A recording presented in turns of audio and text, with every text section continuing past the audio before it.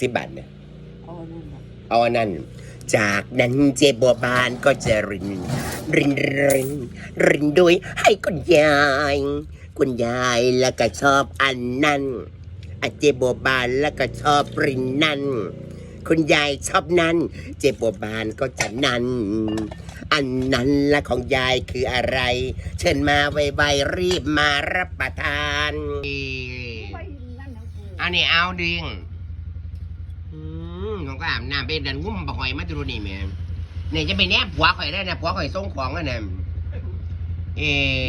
ยังมากกับแย่หลวงดียุ่นสวยหวานอลังการต้องหันหลังเข้ากล้องตลอด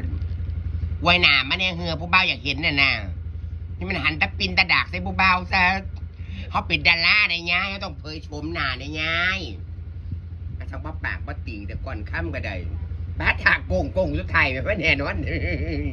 บางเบมแล้วเธอก็เดินจากไปด้วยหัวใจที่วาวุ่น